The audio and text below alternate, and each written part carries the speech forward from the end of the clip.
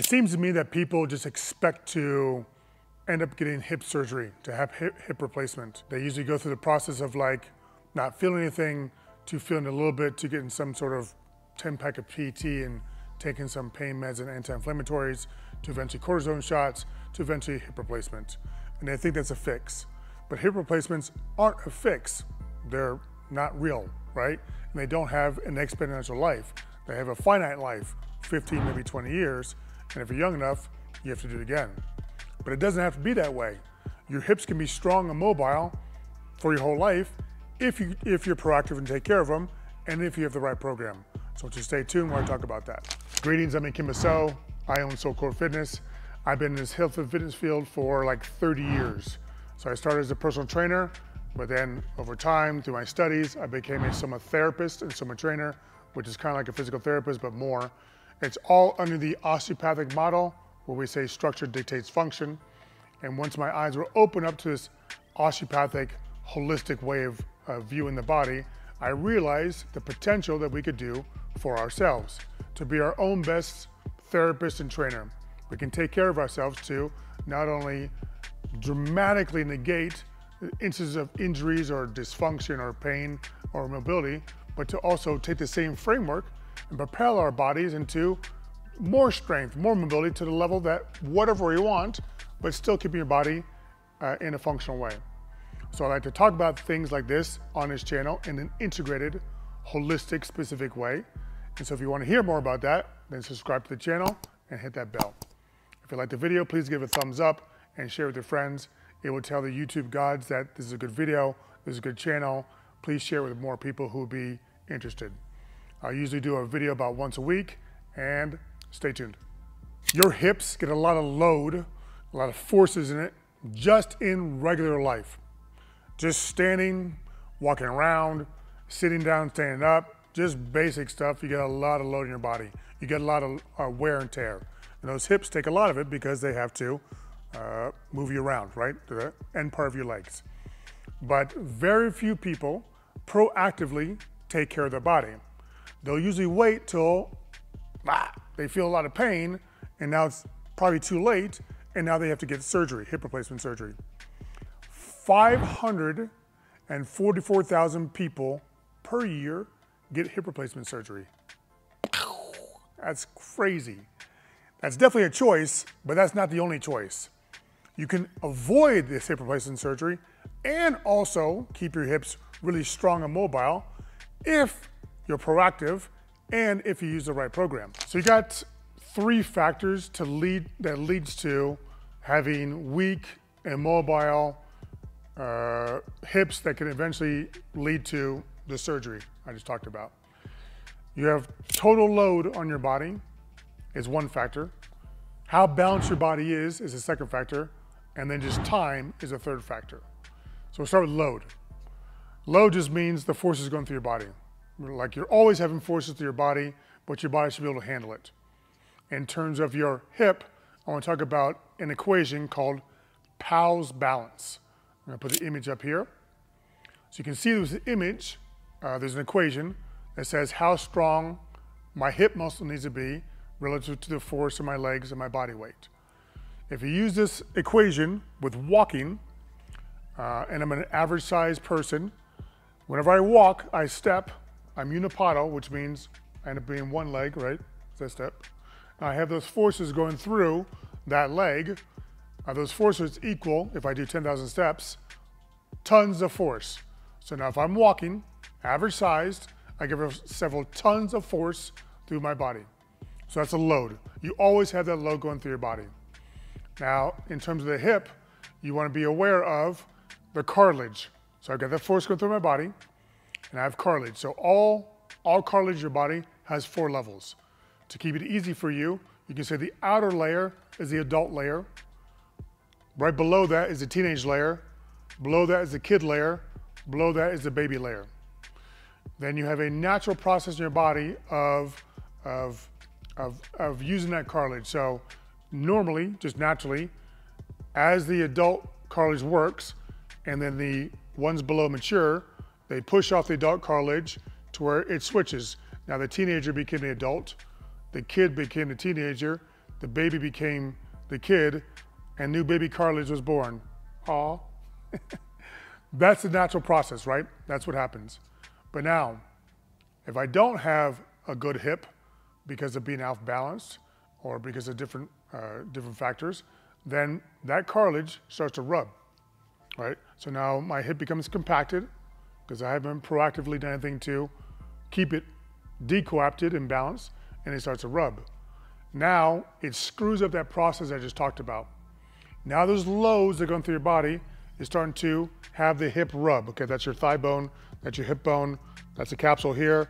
That should be some space, there's no space. Now it's rubbing. Now, that adult cartilage, which should go off naturally, is being scraped off. And now, the teenage cartilage that comes up has to do the adult's job. But there's two problems there. One, a teenager can't do the job of an adult, right? So now it's not as functional cartilage. Two, that teenage cartilage, which should have been the nice teenager down the street, is now the teenager across the tracks. Because now it's all anarchic production, right? Now it's not smooth anymore, now it's bumpy. And now when it moves with no space, now it's not smooth, it's bumping and grinding. Then over time, you extrapolate that and you get lower and lower. Now the teenager gets rubbed off by rubbing, and now the kid cartilage needs to do the job. And then eventually the baby cartilage needs to do the job, and truthfully by then, you need surgery. That process of being rubbed and being anarchic production is basically like a foramen callus. It's arthritis, right?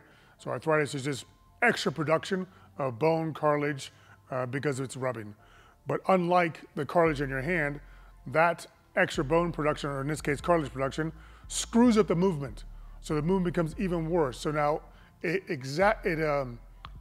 speeds up the process of that degeneration process that I just talked about of the adult, teenager, kid, and baby. This system is simply called clast and blast. And all your tissue in your body goes through it, right? So in this case, it's chondroclast and chondroblast, but you have osteoclast, osteoblast, fibroblast, fibroclast. It's in your body. It happens naturally if you allow your body to do it. And this whole example was based on being of normal weight. If you're overweight, then those forces are exponentially multiplied, and then the damage I just talked about is exponentially expedited. Are you looking for ways to keep your hips strong and mobile?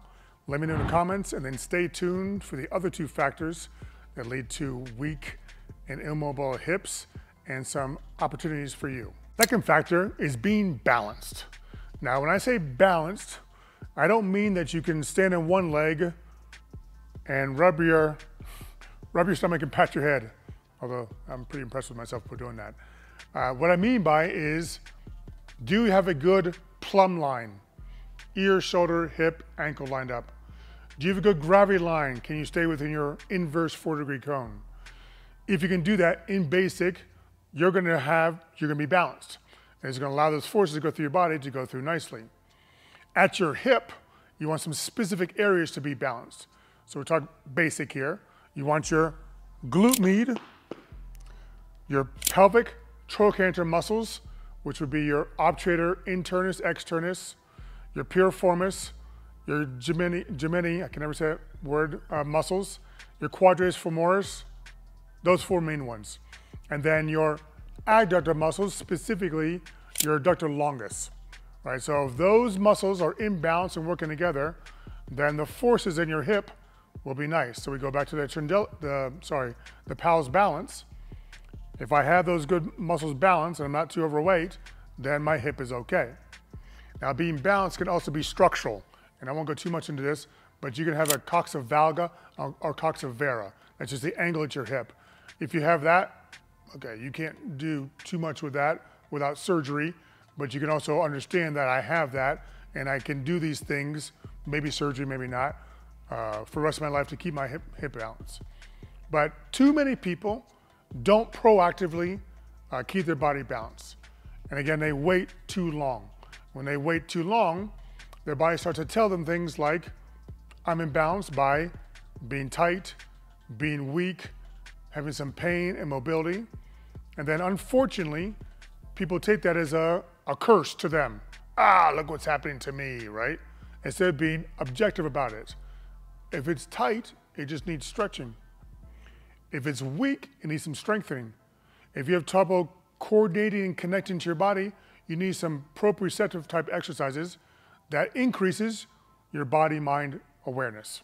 And these things that your body is telling you that you want to do the opposite to go away from it, to get stronger, more mobile, should be done in a holistic fashion with your fascia mind. If you don't objectively go through it like this, then you're going to lead to victimhood. Now the actions or inactions you take are going to be totally off balance. You'll be inactive because you think, I can't do anything, I'm a victim, or you have a knee-jerk reaction to do something totally doesn't work for your body because you just want it gone. So taking a little more proactive approach to balance your body is huge to keeping not only your hip, but the rest of your body in a place where it can be there for your life. Your body can keep up with the life you want to live. That's longevity. The third way that you can avoid losing strength and mobility in your hip and potentially getting a hip replacement is to think about time. So through the days, weeks, months, years, you're getting wear and tear in your body, and it accumulates over time. But because you don't feel anything, you don't do anything.